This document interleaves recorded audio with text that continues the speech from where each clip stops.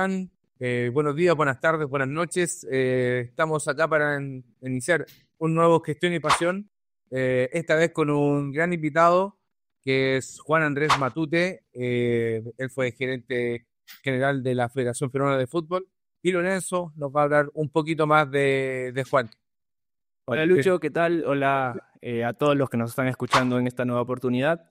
Hoy tenemos el placer y para mí aún más de poder contar con Juan Matute, un empresario con más de 30 años de experiencia en el sector del mundo corporativo, especialmente en banca, pero tuvo la gran responsabilidad de, durante el 2015 y el 2019, formar parte del equipo de la Federación Peruana de Fútbol, específicamente como gerente general. Y para nosotros es un placer y un honor poderlo tener aquí hoy día con nosotros. Así que nada, Juan, bienvenido a nuestra casa, bienvenido a Gestión y Pasión. Quisimos dar una pequeña eh, introducción a lo que eres tú, a lo que representas. Y nada, te dejamos un minutito para que nos cuentes un poco más sobre ti, qué es lo que has hecho, cómo llegaste a formar parte de la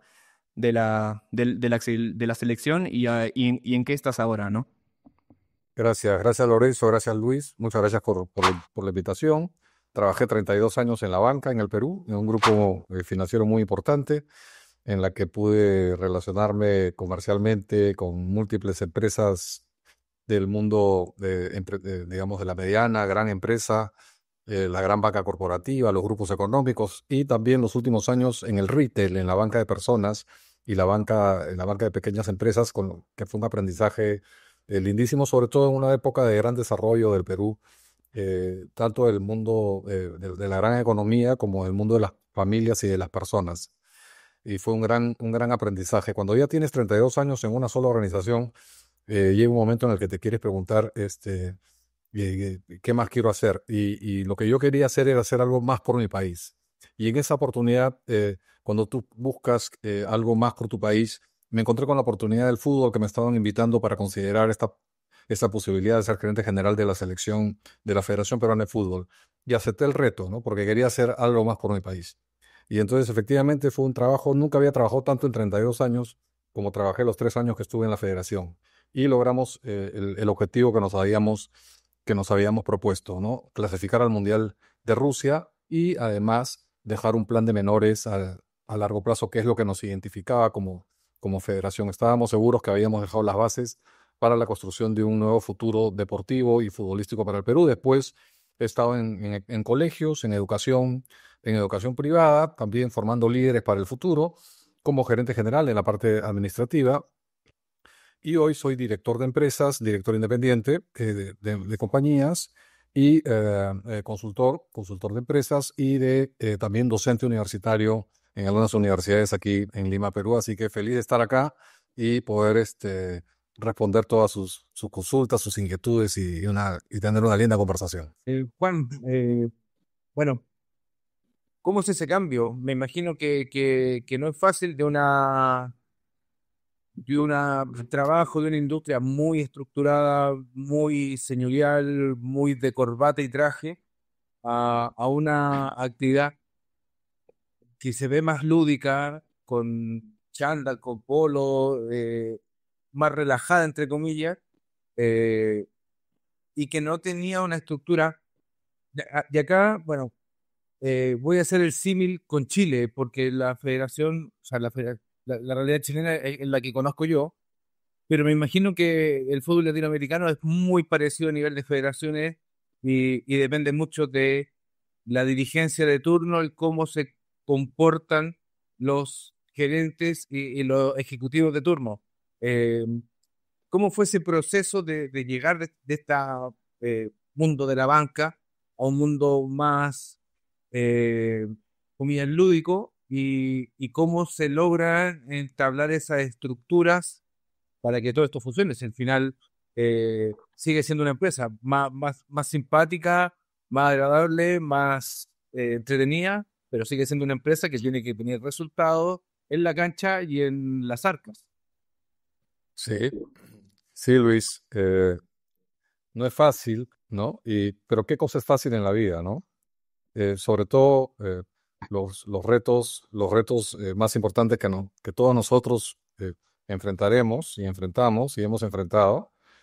Eh, los retos más difíciles y que te traen son los que te traen más satisfacción. Y efectivamente hay que tener bastante resiliencia personal y profesional cuando ingresas a una industria en la cual los miembros o los partícipes de muchos años y décadas no te conocen y consideran que esa industria, ellos son propietarios de esa industria. Y eso es lo que ha pasado mucho en el deporte y en particular el fútbol en Latinoamérica, ¿no? Mucha gente se sentía y se siente propietaria de la industria.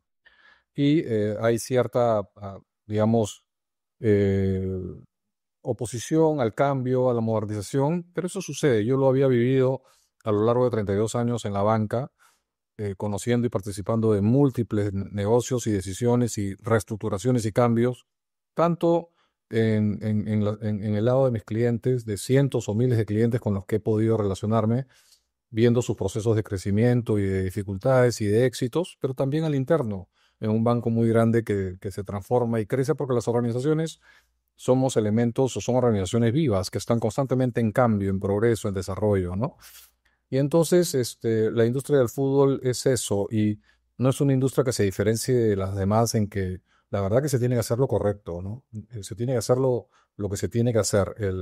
Y además, donde no había ninguna regla, ninguna estructura, ningún planeamiento, en particular en el Perú.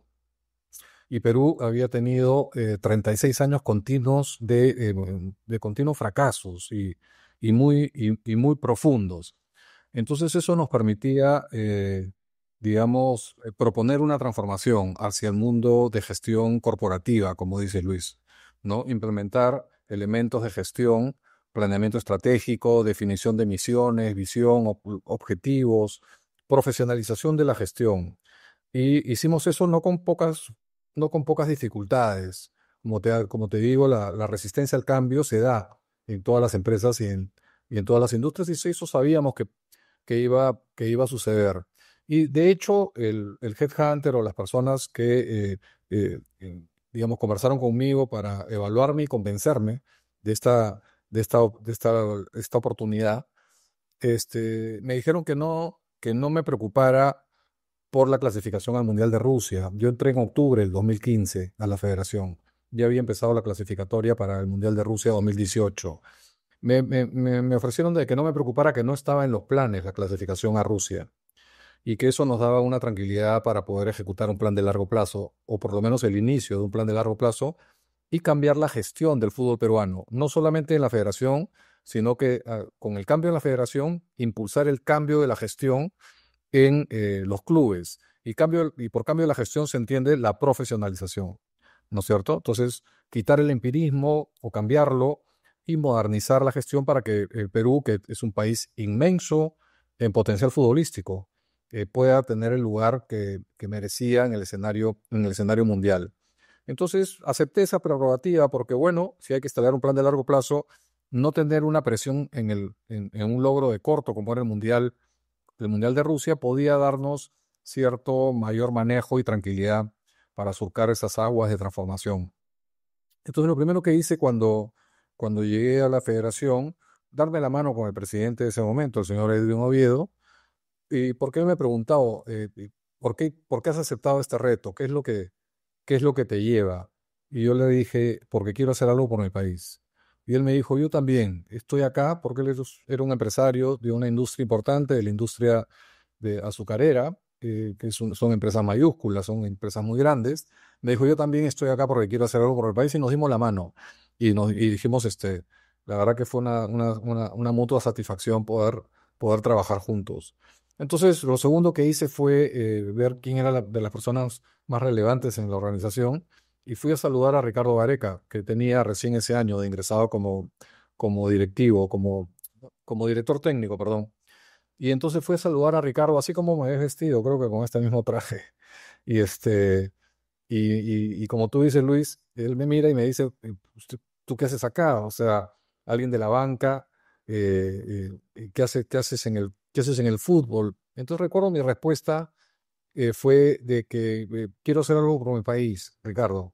Y tú eres una persona brillante, eres una persona con mucha experiencia, tú eres una de las personas que más conoce esta industria, eres un experto.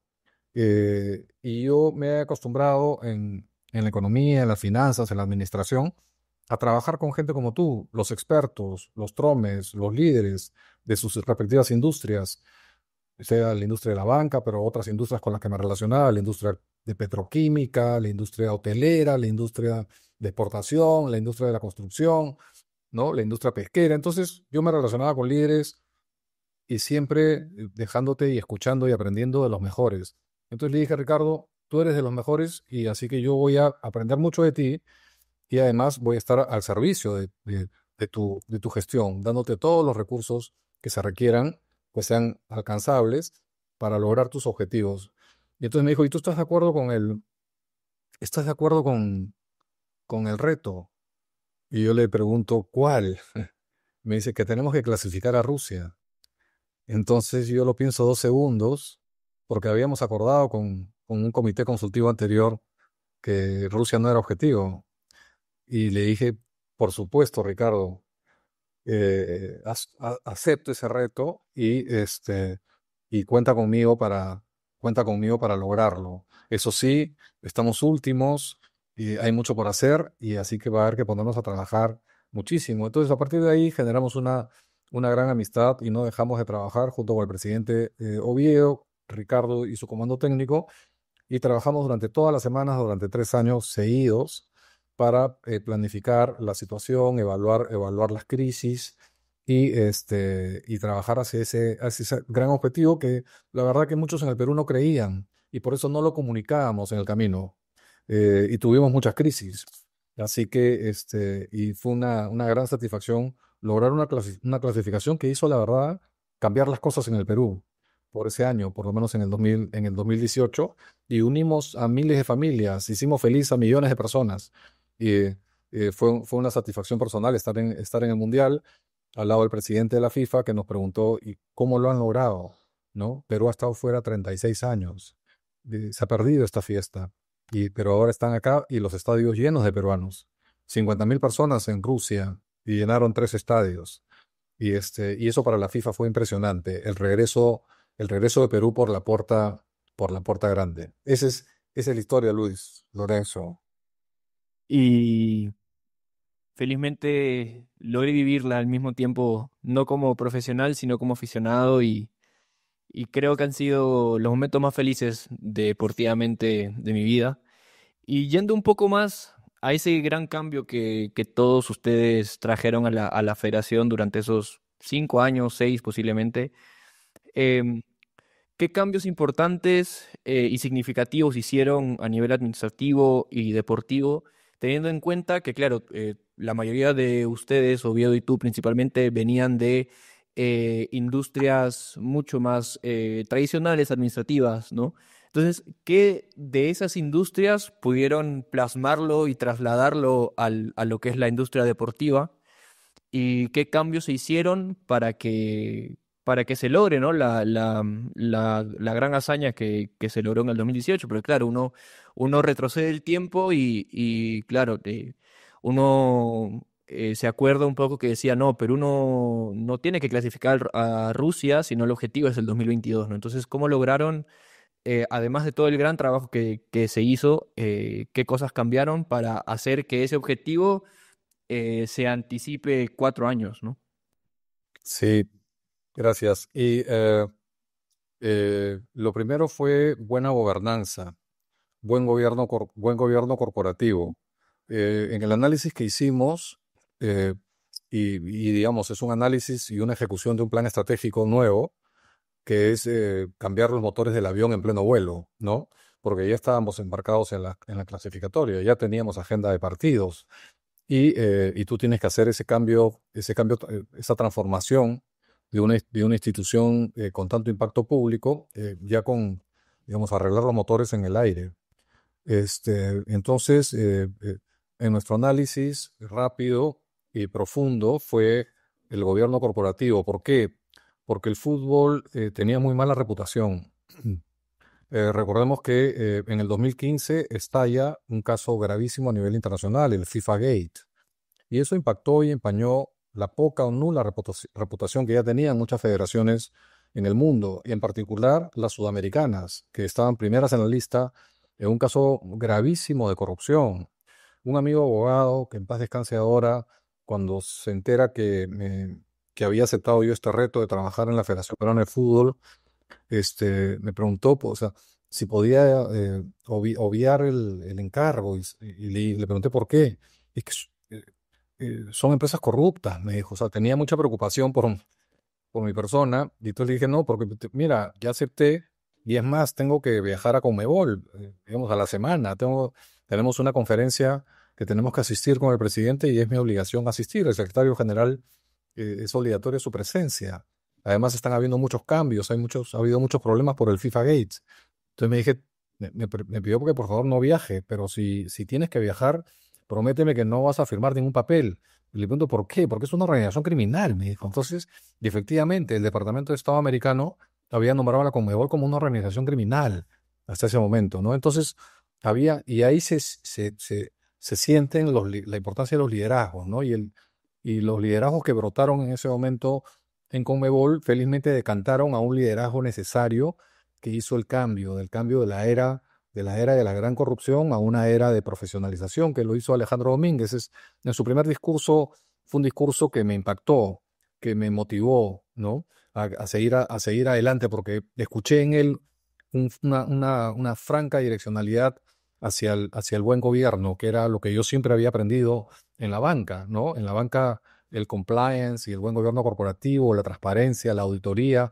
Yo, yo he tenido, pues, durante mis 32 años, 32 auditorías internas muy profundas, ¿no? Y siempre, digamos, pasando con 20 o 19, ¿no? Y también he tenido 32 auditorías del auditor externo, y también siempre muy bien, porque siempre hemos obrado bien, ¿no? No hay nunca me ha preocupado, al contrario, yo siempre he favorecido y he llamado a las auditorías externas. Y también he tenido 32 auditorías de la Superintendencia de Banca y Seguros, que es un ente regulador muy exigente en la banca peruana. Y yo feliz, y me acuerdo que yo conversaba mucho con a los auditores. A veces no los tratan bien, o no los atienden, o, no, o les tienen miedo, pero yo la verdad establecía relaciones con ellos en el sentido profesional, ¿no? De compartir experiencias, y explicarles cómo funciona el negocio. Y la verdad que siempre fue muy grato para mí el proceso de auditorías, y eso había que aplicarlo también en el fútbol, en la gestión del fútbol. Entonces, ese cambio en Conmebol y en FIFA, al mes siguiente yo ya estaba en Zurich, en un congreso. O sea, habían habido arrestos hace unos meses por el FIFA Gate, y estábamos en Zurich, y se acuerda una elección de un nuevo presidente de la FIFA, el señor Gianni Infantino. Entonces yo con un mes y medio en la federación ya estaba en Zurich, en los cabildeos para la votación a favor de un nuevo presidente de la FIFA. Entonces fue muy interesante, me permitió conocer a gente muy, muy valiosa, profesionales, europeos la mayoría, que estaban allí para cambiar las cosas, porque la FIFA estaba de alguna manera impactada por la corrupción. Y la verdad que yo conocí buenos profesionales, una excelente relación con el presidente de la FIFA, y eso nos impulsó aquí en el Perú a hacer todos los cambios que tuvimos que hacer. Y con el presidente Oviedo no dudamos por un segundo en hacer lo correcto. Entonces, a partir de ahí, a partir del verano del 2016, eh, lanzamos el plan estratégico, establecimos la misión de la federación, que no existía una misión anterior, y se denominó lo siguiente: nuestra misión es ser un motor de cambio social para cientos de miles de niños y niñas en el Perú a través del fútbol. Entonces es una cosa, wow, ¿qué es esto? ¿No? Esto no es la casa del futbolista, esto no, no, no. Esto es motor de cambio social por el poder que tiene el fútbol en el Perú en particular, ¿no? O sea, no somos Isla Faroe, no somos un país chiquitito donde el fútbol no se conoce, no. Aquí hay una adhesión, y además una responsabilidad de la federación para ayudar al país a sacar de la calle y reducir los riesgos de drogadicción y delincuencia a miles de chicos y chicas, sacándolos para la práctica del deporte. No necesariamente todos van a ser profesionales, pero es nuestra obligación apoyar ese cambio. Y establecimos como visión, como objetivo, nuestro norte, y vamos a clasificar a todos los mundiales. ¡Wow! Entonces, el mundo nos leía y decíamos, estos se volvieron locos. No, sí, vamos a clasificar a todos los mundiales, porque sabíamos el plan que estábamos haciendo que implicaba, digamos, una gran transformación y el buen gobierno corporativo. ¿Y qué es el buen gobierno corporativo, Juan? Bueno, profesionalizamos las áreas, creamos las áreas.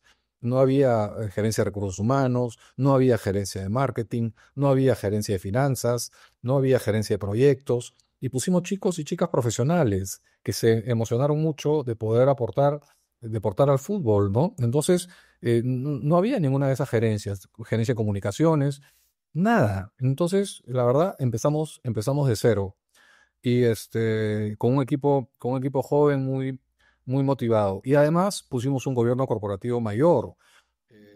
Cuando nosotros empezamos a hablar y a dar declaraciones y a reunirnos con grupos de interés, las personas no se querían acercar antes a la federación por los temores que se han conversado, por los temores de la FIFA Gate, de la corrupción, de la oscuridad o de la opacidad. Había mucho rechazo de parte de empresas y sponsors potenciales. No querían saber del fútbol porque les significaba un potencial problema reputacional para sus marcas. Entonces, cuando empezamos a explicar este plan estratégico, logramos que nos acepten unas 50 personas muy reconocidas en el Perú, empresarios, académicos, profesionales, gerentes de compañías, para que nos ayuden en diversos comités independientes. Entonces, con nombramiento oficial, ad honorem, ¿no? La gran mayoría de ellos, porque era gente de bien y con mucha gente con mucha credibilidad y reputación personal y profesional en el Perú. Y entonces formamos comité de auditoría, comité legal, comité de comunicaciones, comité de la formación de menores, comité de educación, comité de medicina. Y entonces eran comités en las que bueno, mi vida era un casi infierno en el sentido de la cantidad de reuniones que yo tenía que asistir para dar cuenta a cada comité de las zonas de su interés. Y ellos nos daban guías, nos daban pautas, ¿no es cierto? Y había que cumplirlas. Entonces eso te da, digamos, un incremento del valor de marca, porque cuando nosotros ya íbamos a sponsors potenciales o a los sponsors actuales para renovar sus contratos, ya les íbamos a contar esto. Y les íbamos a contar esto, que esto iba a incrementar el valor de marca de la federación y que era importante la renovación con algunas empresas antes que valgamos 5 veces más. Entonces, porque teníamos que buscar los recursos para este gran plan que nosotros estábamos elaborando. Y tanto así, Coca-Cola, por ejemplo, que es una compañía muy profesional, Coca-Cola International, sponsor de la federación durante muchos años, pero no podían creernos lo que les estábamos contando. O sea, nunca habían escuchado un plan estratégico de la federación, nunca habían visto chicos profesionales del área de marketing de la federación. Y entonces les sorprendió positivamente el que existe este plan. Le dijimos, vamos a transformar las cosas, vamos a hacer un plan de menores donde van a haber miles de chicos jugando al fútbol de forma profesional en el Perú. Y con la cantidad de talento que tenemos, eso va a transformar el deporte. Y entonces los invitábamos a ser más activos. Y nos dimos cuenta, terminando esa primera reunión con Coca-Cola, que Coca-Cola no veía valor en el sponsor durante 25 años, porque además habían sido 36 años de fracasos, ¿no? Entonces Coca-Cola como que no se quería mostrar muy de la mano con la federación. Hacían publicidad, pero de ahí firmaban el contrato y lo guardaban en un cajón y no volvían a hacer nada. Cuando la responsabilidad de los gestores deportivos tiene que ser de ida y de vuelta, es incrementar el tamaño del pie, no es un ejercicio suma cero, ¿no? Pero hasta ese momento todo era suma cero, porque Coca-Cola firmaba el patrocinio para bloquear a Pepsi-Cola, para que no entre un competidor, y no para crear valor. No veían que se creaba valor, más bien les quitaba valor asociarse a la marca. Y qué terrible que un patrocinio tan importante tenga temor de asociarse a la marca que está sponsoreando. Pero entonces, ok, y así avanzamos con todos los patrocinadores y captamos patrocinadores nuevos. Entró un banco nunca había sido sponsor de la federación en el Perú por estos temores, acusaciones, señalamientos, oscuridad, corrupción. Y el BBVA de España, la verdad, ellos tienen experiencia en España, sponsoreando clubes de fútbol y tienen experiencia en México. Y cuando conocieron el plan nuestro, lo aceptaron y fueron nuestro primer patrocinador, un banco de esa talla. Entonces, ¿qué hicimos? Buen gobierno corporativo. Eso incrementó muchísimo el valor de marca, la reputación de la federación y nos permitió negociar excelentes condiciones en las renovaciones de los contratos vigentes y también de la obtención de nuevos sponsors que financian nuestro crecimiento. Juan Andrés, bueno, nos has besado varias cositas que, a ver si las podemos ir profundizando un poquito. Nos interesa mucho, ustedes profesionalizaron esto, se dieron cuenta que hay ejecutivos total y absolutamente capacitados. Nosotros acabamos de terminar una maestría acá en la Escuela del Real Madrid y en el salón eran 12 o 14 peruanos, 3 chilenos, había mucha gente de la región especializándose en esto porque realmente a los latinos nos gusta y nos apasiona el deporte y creo que faltan quizá un poquito de oportunidades. Cuéntame y ayúdame, ¿qué buscan o qué buscaban ustedes en ese minuto con los perfiles de los profesionales para trabajar en una empresa de esta? Y pegadito, quizás como la contraparte, mencionaste también que hubo crisis, como en toda empresa, en la vida, hay crisis. Cuéntame al menos una grandota que te acuerdes y cómo resolvieron y cómo eh, aminoraron esa crisis. Más allá de que si perdieron o ganaron un partido, que esta industria tiene la particularidad de que si la pelota entra son todos buenos y si la pelota pega en el palo son todos desastres. Eh, el, el perfil principal de los chicos que querían entrar a la federación, para mi sorpresa, eran muchos más de los que necesitábamos. Es decir, algunos chicos hubieran trabajado gratis, si si hubiera sido necesario. Pero lo principal para nosotros era la honestidad, que sean profesionales honestos y que tengan un apasionamiento por los objetivos que tenía la institución en ese momento, ¿no? Que era transformar. Eso por un lado. En cuanto a crisis, tuvimos muchísimas. Y el fútbol, digamos, es especialista en encargarse de autogenerarse crisis, ¿no? Con lo cual, digamos, muchas veces la industria se dispara al pie, porque además se hacen señalamientos terribles unos contra otros, hay mucha rivalidad y por alcanzar el poder y el control de las instituciones, y entonces eso desvaloriza a la industria, pero no, digamos, o no se percatan o lo primero es el poder para muchos y hacen señalamientos terribles contra el rival, declaraciones públicas permanentemente que son negativas, y entonces eso no es bueno para una industria, y eso no ha cambiado mucho por el momento. Este, Sin embargo, nosotros cuando empezamos a ganar y a hacernos fuertes, este, digamos, los disparos que nos hacían o los ataques nos rebotaban, ¿no es cierto? Y cuando clasificamos al Mundial en noviembre del 2017, cuando logramos la clasificación después del repechaje con Nueva Zelanda, este, todas esas voces de ataque se calmaron y se silenciaron, ¿no? Dicho eso, los momentos más difíciles o las crisis más importantes pienso que fueron dos y que fueron casi coincidentes. El primero fue una oportunidad, pero una crisis a la vez, porque se creó una necesidad de un reto para ver si lo lográbamos. Y que implicó una situación, digamos, relevante con Chile, que fueron los 3 puntos que se ganaron en el TAS por la mala alineación de un jugador o por la indebida alineación de un jugador en un partido de la selección boliviana que no tenía elegibilidad para jugar la clasificatoria por Bolivia, y Bolivia lo hizo alinear. A partir de ahí se generó una crisis interna, una situación internacional, la verdad, de 24 horas, ¿no es cierto? De dichos, dimes y diretes y muchas especulaciones. Hasta el día de hoy, En el Perú se cree que nosotros no hicimos nada y que ganamos los 3 puntos gracias a Chile, ¿no?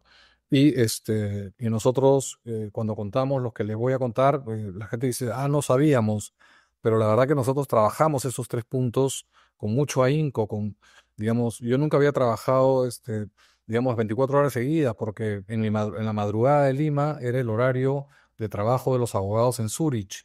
Y nosotros contratamos al mejor estudio de abogados de Suiza, el Beran Care, un súper estudio con especialistas en el área deportiva, y trabajamos la defensa de Perú porque encontramos que había una gran oportunidad de ganar los 3 puntos, porque como recordarán, ya había vencido el plazo de reclamo según la competición.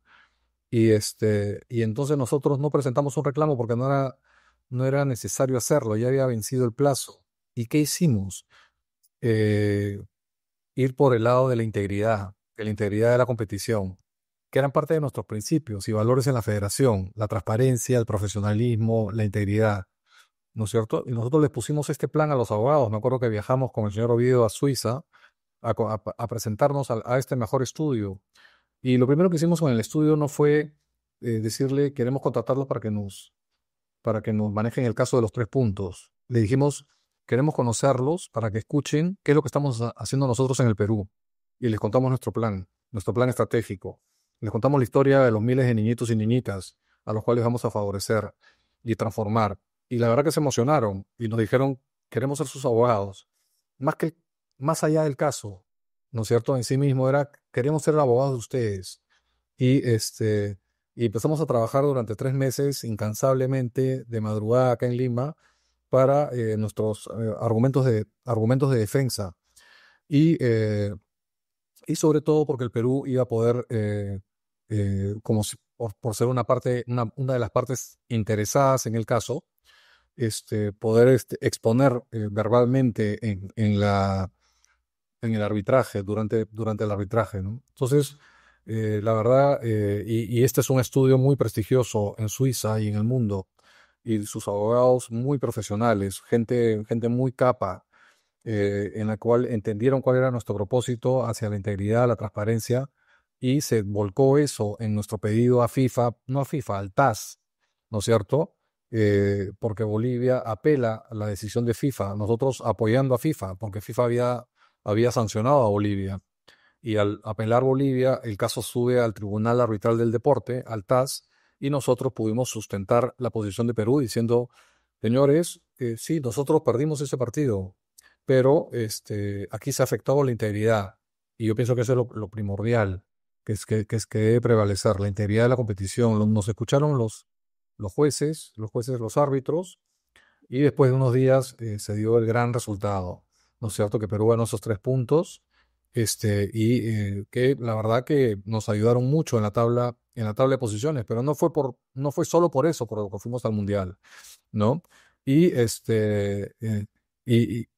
la crisis que se dio a raíz del resultado, mira, un resultado histórico, ganar un caso de esa magnitud y de esa importancia. Internamente en el Perú nos atacaban nuestros rivales diciendo que nosotros no habíamos hecho nada por esos puntos, que nos habían caído de suerte, ¿no? Entonces, más bien, antes de felicitarnos, nos atacaban, ¿no?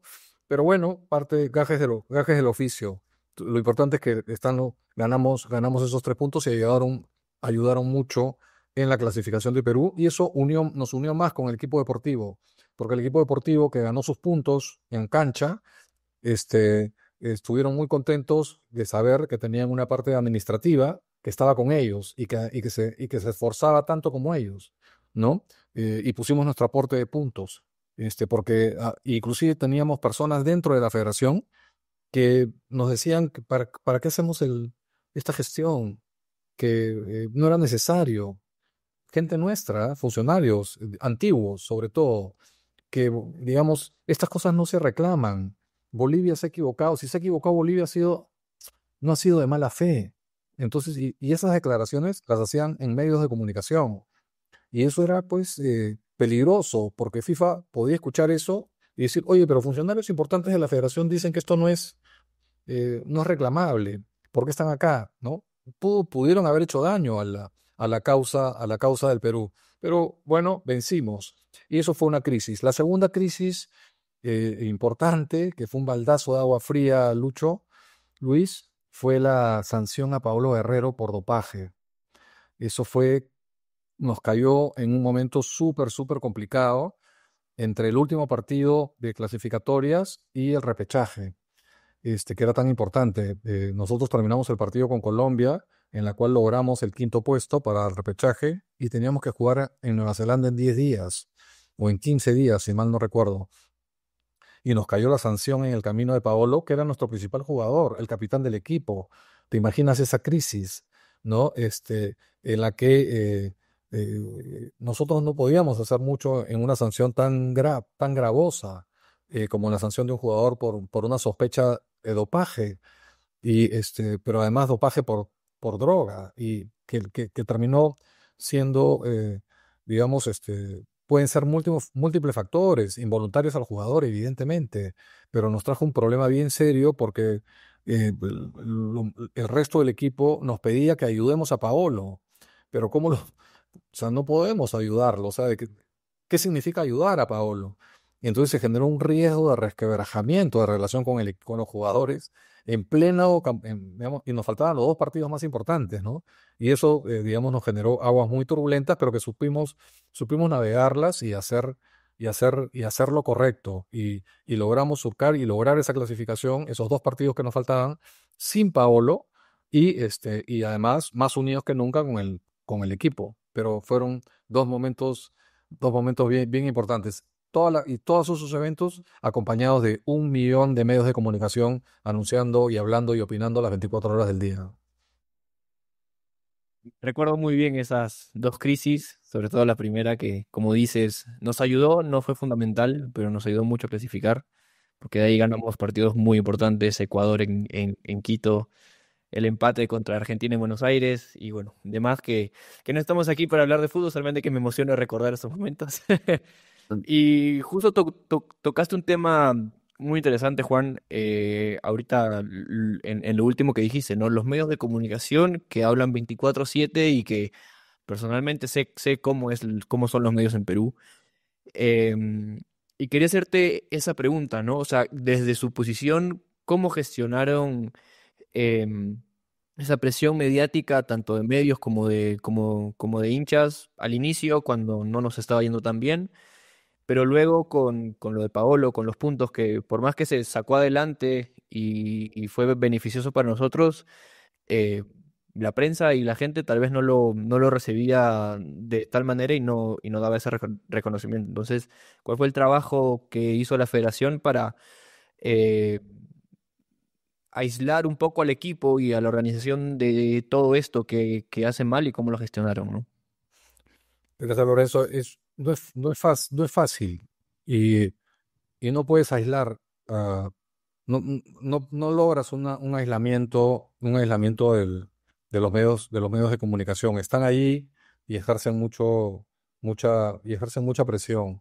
Hay que seguir haciendo lo correcto y lo que has decidido y planificado como institución. Y no hay que retroceder.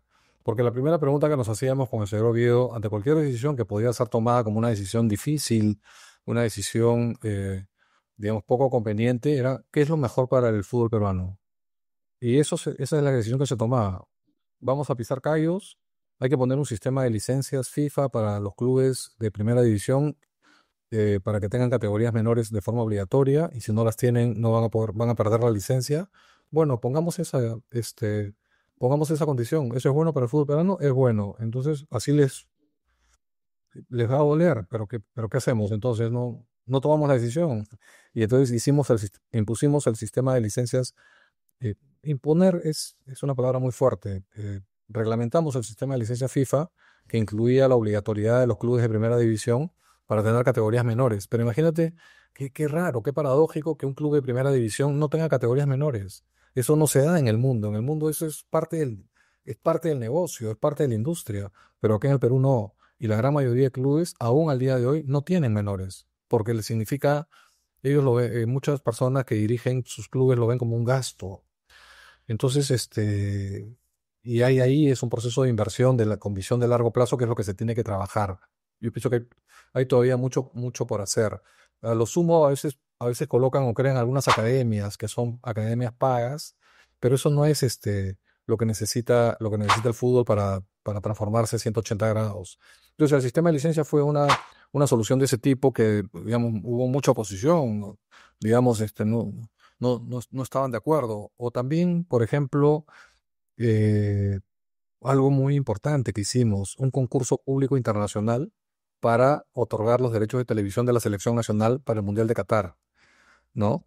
Este concurso público internacional que se han vuelto locos. O sea, algunas personas de algunas compañías grandes me dijeron, me dijeron de lo que yo me iba a morir por tomar esta decisión. No era una decisión solo mía, evidentemente, era una decisión de equipo con el señor Oviedo, con nuestros abogados, ¿no es cierto? Porque, ¿por qué no hacer un concurso público? ¿Por qué hacer una negociación, eh, digamos, directa o a dedo? No, nosotros estamos acá para hacer lo correcto, con buen gobierno corporativo, ¿no es cierto? Y el éxito de los derechos de televisión es porque tienes que traer competencia para que compitan entre las empresas y eso mejora la valorización. Entonces, ¿por qué tenemos que negociar con una persona y al precio que él diga o nosotros digamos? Eso se va a ver mal, porque no solamente hay que serlo, sino parecerlo. Entonces, si nosotros salimos de una mesa y de una habitación, de una oficina con un acuerdo, van a decir, oye, pero ¿qué favores han recibido? ¿No? Entonces, no, hicimos un concurso público internacional, pero primero contratamos una firma de Nueva York, súper conocida y respetada a nivel mundial, de los mejores que valorizan propiedades de derechos deportivos. Son expertos en vender contenido y en valorizarlo. Y vinieron al Perú y bueno, y les contamos nuestra historia, le contamos la historia de los niñitos, la misión, nosotros, y les encantó el plan de menores y nos dijeron, queremos ser sus asesores. Y la verdad que vinieron al Perú, nos conocimos, trabajamos mucho y se valorizó la propiedad. Y nos dijeron, mira, la propiedad está entre X y Y, ahí está el precio. Y ese precio, oye, pero es cuatro veces lo que es el contrato actual. ¿Lo vamos a lograr? Vamos a ver, hacemos un concurso público. Y pusimos, para evitar cualquier suspicacia, Ernst Young, EY, una de las auditoras más grandes del mundo, para que sea supervisor del proceso. Y además, algo más, un estudio de abogados de los más reconocidos en el Perú, el estudio Payet, que es un estudio experto en contratos. Entonces los contratamos para que hagan las bases del concurso y contratos de ley muy impecables, para que las empresas que compitan los lean con anticipación y sepan que esos son las cláusulas a las que se van a obligar de ganar. Y también hicimos más, una comisión independiente formada por personas de alto nivel empresarial en el Perú, de mucha reputación, de acuerdo, la doctora Elena Conterno, una gerenta y una presidenta de instituciones muy importantes en el Perú, el doctor Alfonso Graos, también un profesional muy relevante y conocido en el Perú, muy respetado por su seriedad, por su idoneidad, para que comanden una comisión independiente para que reciban los sobres de los competidores y ellos abran los sobres en una supernotaría, en un proceso público, abierto, filmado. Oye, en oferta uno, oferta 2, oferta 3, oferta 4, y la verdad salió un concurso en la que multiplicamos por cuatro veces el monto de compra de los derechos de televisión. Entonces, ese es el valor de lo intangible. ¿Qué intangible? La reputación, la transparencia, ¿no es cierto? O el valor de la marca. Hemos atraído a empresas importantes y han apostado por este contenido, ¿no es cierto? Y eso fue el punto de inicio. Así que ese tipo de decisiones abonan al hecho de que, oye, sí paga ir por el camino correcto, sí paga el buen gobierno corporativo, sí paga la reputación, en el sentido de que vas a atraer a más y a mejores empresas que te van a pagar lo que es correcto por el contenido que tú ofreces, que es un contenido intangible, ¿no? El principal activo de las federaciones de fútbol es un activo intangible. ¿Cuál es? El copyright, es tu derecho. Ese copyright es un producto único en el mundo, es una ventaja competitiva clarísima, ¿no es cierto? No todas las industrias y no todas las empresas tienen ventajas competitivas. El fútbol lo tiene, y en particular una Federación Peruana de Fútbol tiene esa ventaja competitiva. ¿Por qué? Porque tiene un producto único, que es la Selección Nacional de Fútbol, y además de Perú, y además es la única institución que puede vender ese producto en todo el planeta. Es como si le dijéramos a Apple, Apple, tranquilo, tú vas a ser el único teléfono que se va a vender en el mundo. Entonces, Apple diría, perfecto, y no valdría $1 trillón, Apple valdría 10 trillones su valor empresa. Y entonces, somos los únicos que pueden vender Selección de Fútbol de Perú, y que es un lindo producto, un producto muy querido en el mundo, es un underdog en el mundo del fútbol. Entonces, eso la verdad que nos dio mucha satisfacción y lo hicimos a través. Y las críticas, que eran grandotas, se fueron desinflando, desinflando, desinflando, y ya clasificados y camino al Mundial, y todos eran nuestros amigos. Recuerdo muy bien esa evolución prensa-federación y qué bueno que al final terminamos todos remando hacia el mismo lado. Yo creo que ya hablamos mucho de lo que fue esos años gloriosos. Y vamos con el entretiempo, con el ping-pong que nos gusta llamarlo tuya, mía, para ti, para mí. Em, Como te dije, son preguntas y respuestas rápidas, pero no te preocupes, puedes dar algún contexto de lo que gustes o alguna historia. Entonces vamos con la primera, Juan, si te parece. La primera es simple, cortita y al pie. ¿De qué club eres hincha? De la selección peruana. Ok, muy política la respuesta, me gustó. La segunda, creo que ya la comentaste un poco, pero digamos para confirmarlo, momento más importante o más significativo durante tu gestión. El momento de la clasificación. ¿Nos puedes contar un poco cómo lo viviste tú personalmente, rapidito, ese día, 17 de noviembre, si no me equivoco? Casi todos los partidos, para mí era una gran responsabilidad estar en el estadio, ¿no? Porque es una responsabilidad inmensa cuando tienes 50.000 personas, de la cual tú has firmado documentos, además, donde te responsabilizas de la seguridad, de los daños. Y entonces yo me preocupaba siempre por hacer las cosas bien y los manuales de seguridad, etcétera, ¿no? Todo el plan antes y después de partidos tan importantes. Entonces yo siempre recorría el estadio durante el partido, no solamente aquí, sino también en el extranjero. Así que no he visto todos los partidos de la selección peruana, porque camino por los pasillos, por las tribunas. De repente puede ser parte de una cábala, y entonces yo recorría el estadio en ese momento, cuando Paolo metió el gol de empate ante Colombia. Estaba recorriendo el estadio, no quise ver el tiro libre.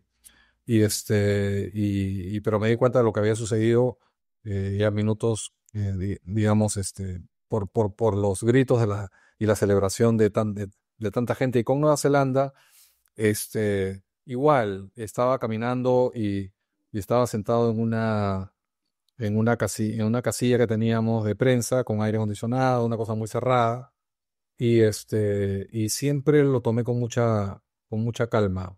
Lo que pensé fue que venían tiempos muy importantes y que se venía ya clasificados, un trabajo inmenso por la clasificación al mundial. No perdimos la cabeza. Al día siguiente estábamos trabajando nuevamente. Entonces, no había euforia de mi parte o de la parte del equipo, de nuestro equipo Corra.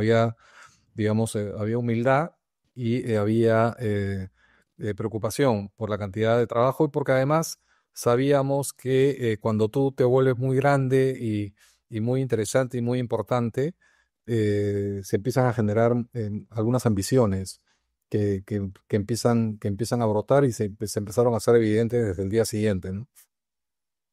Perfecto. Y ahora, como todo en la vida, uno tiene hitos, victorias, ¿no? Pero también uno tiene derrotas.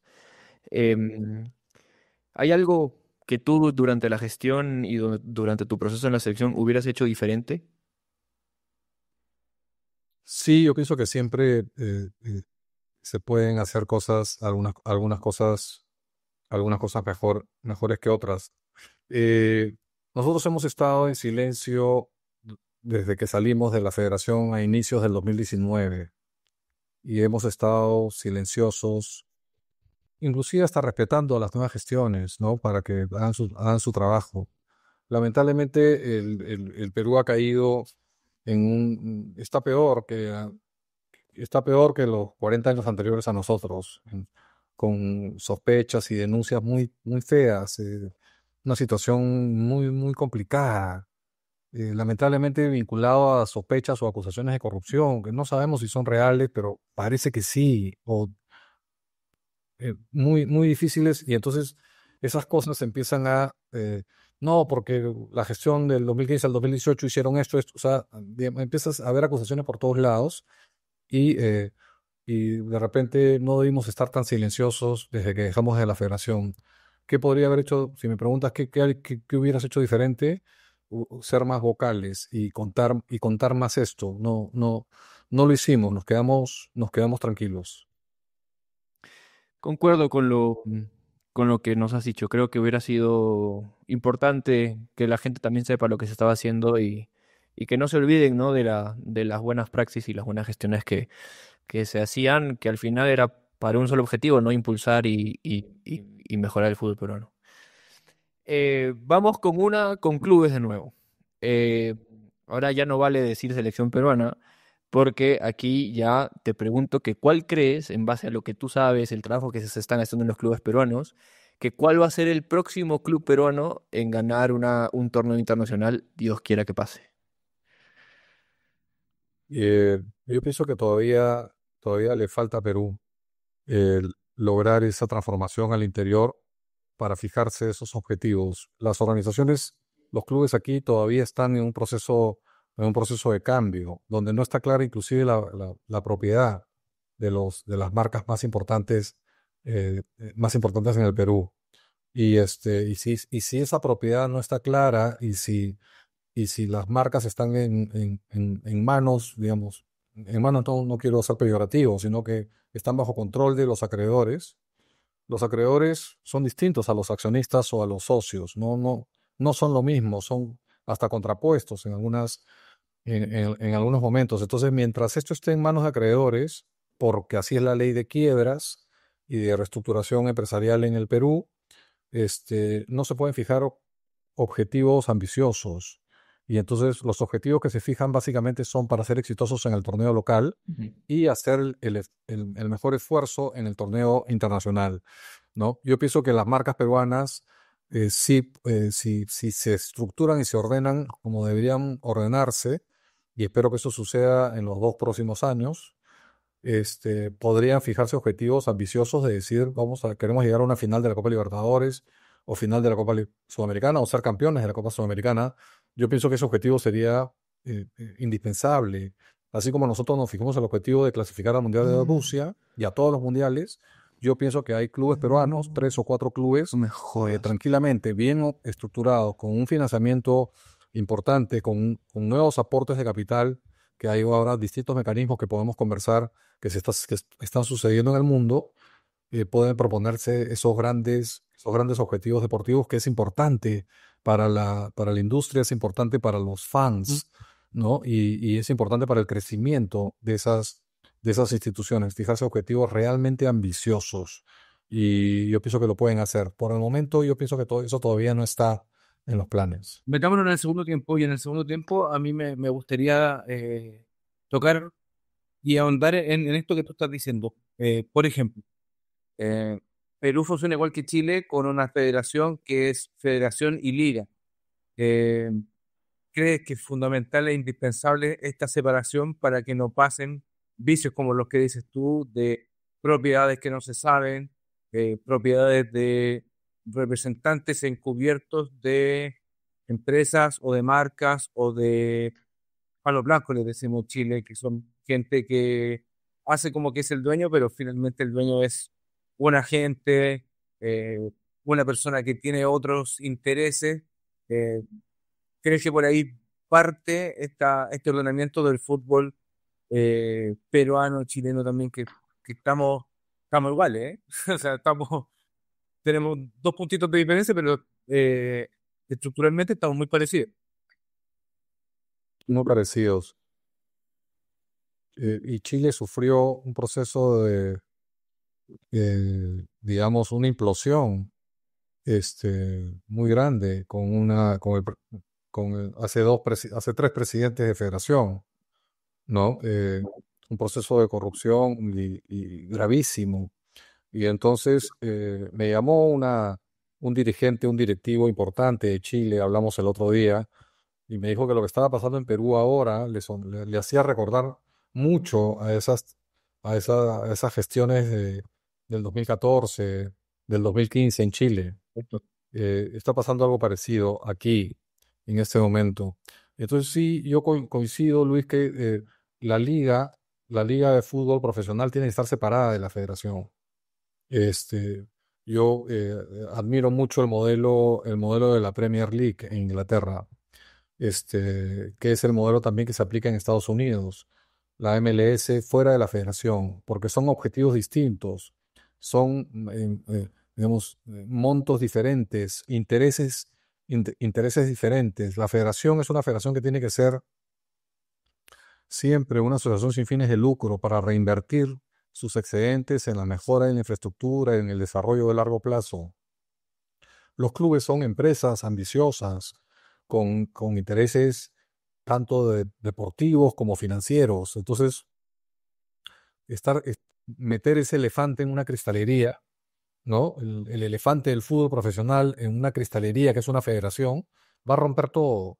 Y eso es lo que está pasando, y eso es lo que está pasando en el Perú actualmente. Yo pienso que se tiene que separar porque ya hay un problemón, ya hay un problema bien grave vinculado a la comercialización de los derechos de televisión de los clubes profesionales peruanos. Una comercialización que lo ha hecho directamente la federación y da la información que se tiene es que todo ha salido mal. Está muy cuestionado el proceso. Y al estar cuestionado el proceso ya se contamina todo y la federación se ha contaminado con ese proceso. Así es que yo pienso que sí, se tienen que separar. Otra pregunta que quizás eh, tiene que ver con nuestra idiosincrasia latinoamericana de autosabotearnos. O sea, ¿para qué vamos a hacer las cosas bien si las podemos hacer mal? Y si Perú viene de un proceso exitoso, con un mundial después de 36 años, con un plan de trabajo a nivel juvenil, ¿por qué borrarlo todo? eh, Sumirse en lo que está sumido hoy con los galácticos que no es Roberto Carlos, sino que son dirigentes que derechamente delinquían en una federación. ¿Cómo se pasa en tan corto tiempo del éxito, de los mayores logros en la historia o en los últimos 50 años a lo que está hoy en Perú? Eso, sí, es digamos, el sistema de licencia FIFA, por ejemplo, que nosotros reglamentamos en el Perú, fuimos la primera federación en Sudamérica en establecerla. Por eso FIFA nos, nos quiso tanto, nos apoyó tanto, porque hicimos seguir la ruta correcta para profesionalizar la gestión de clubes. Y entonces tocamos una sensibilidad muy importante, que es la económica, porque el órgano de control económico y financiero de los clubes profesionales, de la competición de la liga, nosotros lo cambiamos y pusimos nada menos que a KPMG, una de las auditoras más importantes y más profesionales, a revisar y analizar los estados financieros y los presupuestos y los flujos de caja de todos los clubes profesionales. Y eso le gustó a algunos, no les gustó nada. Entonces, allí sentí que de repente, porque yo cuando he sido auditado, he sido revisado, he sido supervisado, como les conté al inicio, yo siempre era feliz porque cuando no tienes nada que ocultar, ¿no?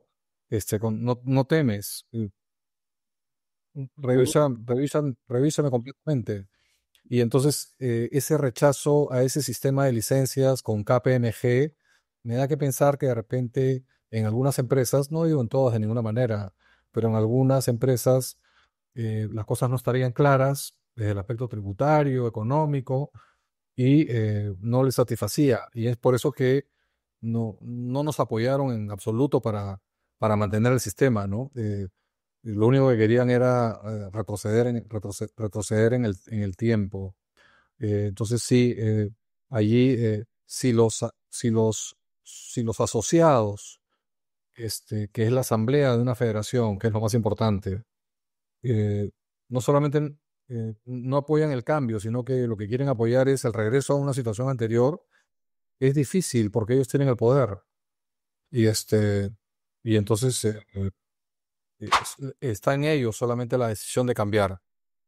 En Chile se habla de una intervención del gobierno en el fútbol porque pasa exactamente lo mismo. El Consejo de Presidentes maneja las decisiones de la liga, de la federación y de la plata que se invierte y que llega de FIFA y llega de todos los sitios para el desarrollo del fútbol, que finalmente se termina repartiendo entre los dueños de los clubes, que son todas sociedades anónimas, y finalmente no queda nada para desarrollar el fútbol. El fútbol base, el fútbol femenino, el fútbol formativo, fútbol playa, todo se lleva finalmente a dividirse la plata entre este, esta asamblea de notables que quieren el dinero y llevarse la plata y hacer la pasada, como se dice en Latinoamérica. Eh, ¿En Perú hay algún indicio gubernamental de, de intervenirlo? Porque si esperamos que ellos voten para cambiar el sistema, un sistema que les beneficie, que los enriquece, probablemente eso nos vamos a morir esperando. Sí, sí, Luis, excelente, excelente la pregunta también. Y pero no hay santos en ninguno de los dos lados, lamentablemente. Hay demonios en ambos lados. En el lado de mantener cerrada la institución y en el lado de la intervención estatal. No son santos tampoco. Y yo he conocido a ambos. Pero quiero retroceder un poco en el tiempo, porque esto es una historia de 150 años, ¿no? ¿Por qué el deporte internacional, el Comité Olímpico Internacional y las federaciones internacionales son privadas? Y eso se hizo para evitar la injerencia de los gobiernos y de los estados en el deporte para proteger la integridad de los resultados deportivos. Porque si intervienen los estados, el riesgo de perturbación de la integridad eh, del deporte es muy alto, porque los estados van a privilegiar sus intereses para ganar competiciones, por ejemplo. Y es por eso que se estableció por estatutos internacionales de que tiene que ser una administración totalmente privada y que no puede haber injerencia de los gobiernos en la gestión. Y entonces eso genera muchos resentimientos de los estados que les gustaría intervenir un poco más, en teoría para hacer el bien, pero porque esto fue una pugna en la que los sistemas comunistas, fascistas y democráticos o el capitalismo pugnaban los gobiernos antes de 1900 y a partir de 1900, esa lucha de poderes que inclusive llevaron a la Primera Guerra Mundial, eh, esto y a la Segunda también. Eso obliga a que los estados tienen que estar lejos de las federaciones deportivas. Eso no quiere decir, eso no quiere decir que las federaciones internacionales y las federaciones nacionales no tengan que hacer el bien. Al contrario, están doblemente obligadas porque hay un deber fiduciario con la sociedad de cada país de hacer las cosas correctas, porque las personas que ocupan las federaciones a veces y muchas veces lo olvidan. Ellos no son dueños de la asociación o de la federación. Ellos no son accionistas de eso. Ellos están, digamos, teniendo una posición de privilegio, pero que tienen que hacer doblemente el bien, porque esos recursos, esos activos, no son de propiedad de 50 asambleístas o de 10 notables. Eso al final es propiedad de los fans, es propiedad de la gente, ¿no es cierto? Pero que por una reglamentación necesaria de preservación del deporte se maneja como una asociación cerrada privada, pero hay una doble responsabilidad. Y nosotros lo hicimos así en el plan estratégico. ¿Para quién trabajamos? Es para la gente. Estábamos devolviéndole el fútbol a la gente del Perú. Entonces, si tú tienes ya ese propósito, el porqué, ¿no es cierto? El porqué de las cosas, eh, puedes hacerlo de forma correcta, aún siendo privado. Y es por eso que los estatutos de la FIFA y los estatutos de cada federación impiden, ¿no es cierto? O prohíben que terceros ingieran en la gestión. Y aquí en el Perú se quiso imponer, durante muchos años además, estuvo impuesta una ley del deporte, una ley francamente estatista, en la que ponían encima de la federación al Instituto Peruano del Deporte como un ente regulador. de la Federación Peruana de Fútbol, y eso era una infracción a los estatutos de la FIFA, porque la federación tiene que reportarle administrativamente a la FIFA, no a un instituto gubernamental. Y ahí se estaban vulnerando los criterios de injerencia de terceros y de independencia necesarios de la federación. Y nosotros trabajamos y expusimos en el Congreso peruano que era necesario que tenían que aprobar o elaborar ellos, el Congreso, y aprobar una ley que sacara a la Federación Peruana de Fútbol de la ley del deporte del Perú, porque estábamos violando los estatutos de la FIFA por pérdida de independencia, porque teníamos a un organismo público que decía que los contratos y los recursos que nos pagaba Coca-Cola, por ejemplo, eran recursos públicos y que tenían que ser fiscalizados por la Contraloría General de la República.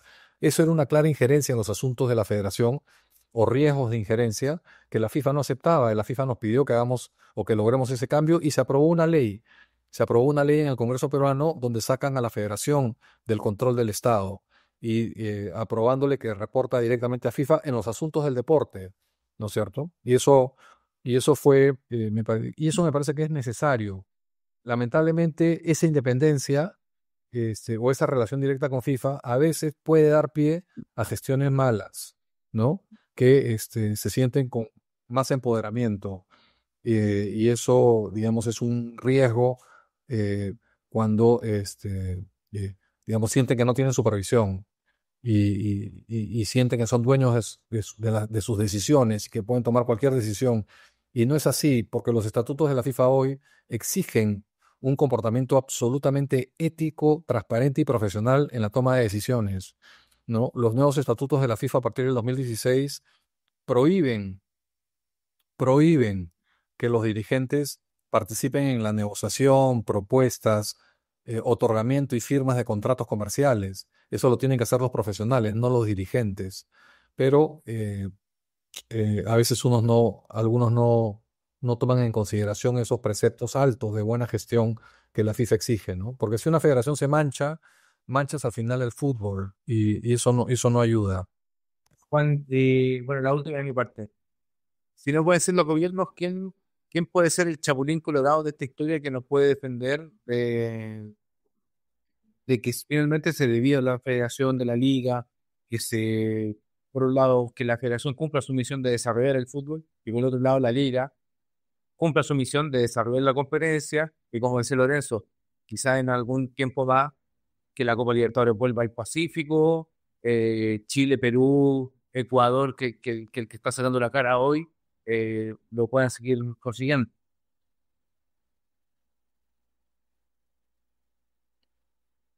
Eh, en particular, la Federación Peruana de Fútbol hoy está viviendo tiempos muy oscuros, con muchos cuestionamientos, lamentablemente. Y me parece que no queda otra alternativa que la FIFA y la Conmebol nombren una comisión normalizadora compuesta por tres notables internacionales del fútbol o personas del Perú que normalicen la situación de la federación para, digamos, establecer eh, o consolidar muchos de los cambios que nosotros construimos hacia la buena gobernanza y que requiere personas independientes a la Asamblea pero con un mandato fuerte de FIFA y de Conmebol para decir, señores, o sea, el fútbol no puede estar en esta situación de deterioro de reputación, porque la mala reputación de una federación afecta a todas las federaciones en el mundo. Se afecta digamos, el valor de marca del deporte.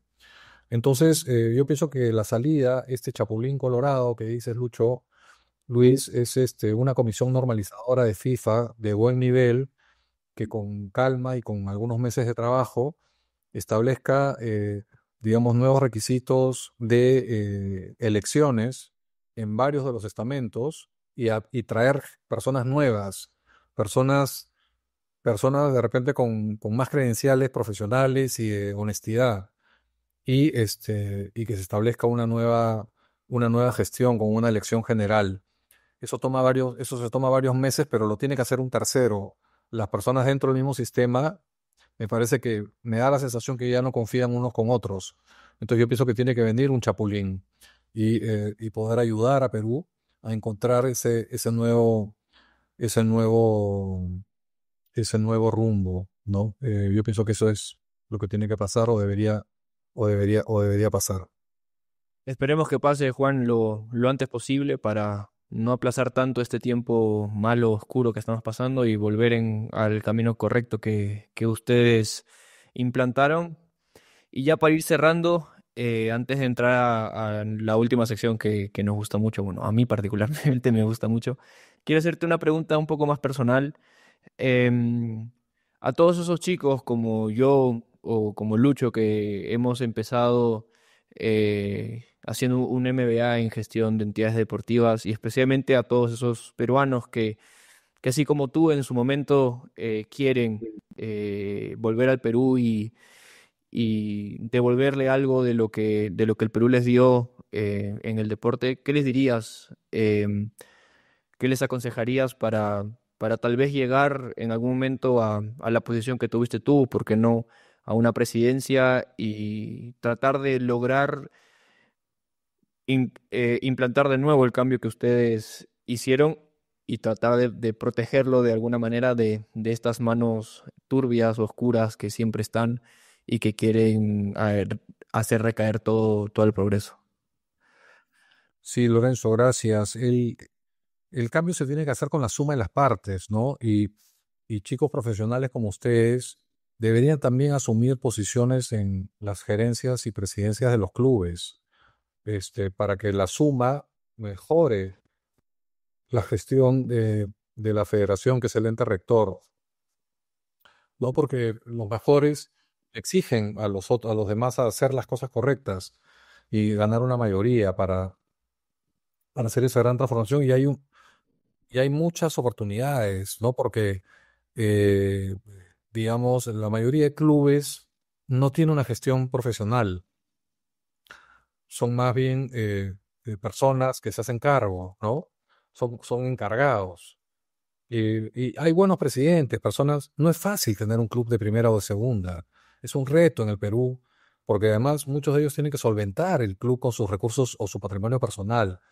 Pero es que es un círculo vicioso porque el presidente pero que ahí tiene una bonita marca, o sea, traiga profesionales y ellos van a gestionar ingresos y van a gestionar capitales, la llegada de capitales, y usted va a descansar de estar aportando todos los años al club, pero les cuesta tomar la decisión para profesionalizar la gestión, ¿no? Porque esa es la solución. Invierta un poco en gestión, en gerencia, y esa gerencia va a traerle los recursos que usted está poniendo de sus ahorros. Y entonces, porque si no, nunca vamos a salir. Y entonces, no veo que todos los clubes están yendo por ese camino de gestión. Algunos sí, y eso, pero al final es una oportunidad. Hay espacio para que si los clubes lo consideran, empezar a nombrar gerentes como ustedes en el Perú. Pero tengo que ser honesto, como siempre, Lorenzo, Luis. Y cuando algunos muchachos me han preguntado hace un año o dos que han terminado sus maestrías en Europa y en Estados Unidos, les he recomendado que traten de quedarse allá un tiempo, en entidades deportivas, evidentemente, porque ahí ya se ha dado la gran transformación y la profesionalización de las marcas y de las franquicias. Y son grandes experiencias que yo quisiera que tengan. Y cuando ya vengan al Perú, ya vengan más grandes, ya vengan a posiciones de mando, ¿no? Y no a posiciones intermedias. Porque estando en posiciones intermedias, el status quo te puede aplastar. Y entonces, yo lo que quisiera es que vengan con más experiencia y que ustedes sean los líderes cuando vengan acá. Porque hoy uno viene y de repente sí, se obtiene la oportunidad, pero no te van a hacer caso, te van a boicotear, este, van a revender, no se van a declarar los ingresos, en fin, la informalidad que afecta mucho a la economía, a la economía peruana. Y a los profesionales, esa informalidad, pues, para nosotros es inviable, ¿no? No, y entonces, los libros, los estados financieros, en fin, idealmente me gustaría, y es mi recomendación, que logren las prácticas profesionales y algún puesto intermedio en clubes y franquicias en Europa y en Estados Unidos, y que vengan con esa experiencia al Perú, además con más convencimiento, vas a convencer más nosotros hacíamos esto en la NBA, en la MLS, en la Liga, en la Premier League. Esto es lo que se tiene que hacer y probadamente exitoso. Entonces, ok, ya, bueno, si lo has hecho allá, a ver, implementalo acá. Pero si vienes sin esa experiencia, el riesgo de ser rebatido es muy alto, ¿no? Pero igual, si no hay opciones, y bueno, puede ser, se pueden encontrar oportunidades, pero con ese riesgo, ¿no? Perfecto, Juan, muchísimas gracias. Quería meter el DeLorean, pero me encantó el cierre y prefiero dejarlo ahí para darle valor a esta respuesta tuya tan valiosa y que tuve la suerte de tenerla personalmente el año pasado y que es un consejo que lo he mantenido hasta ahora y lo seguiré teniendo muy presente. Antes de cerrar, cuéntanos dónde te podemos encontrar, si tienes LinkedIn o alguna red social importante que utilices y que quieras compartir con nosotros. Y así que te dejamos el espacio. Gracias. Sí, yo estoy en LinkedIn. Eh, quiero tener y me voy a dar más tiempo para hacer publicaciones. Este silencio que hemos tenido es parte de ese, se nota en el perfil pero voy a ser más activo en el LinkedIn y ahí está la historia y deberían estar los proyectos que hicimos en el fútbol y si no están tengo que volverlos a colocar los archivos. Y también en Twitter, me gusta mucho Twitter o X, y hago repost y eventualmente algún comentario, pero más que todo en los temas de gestión, de liderazgo, ¿no es cierto?, de finanzas, algo de política de repente, muy poco.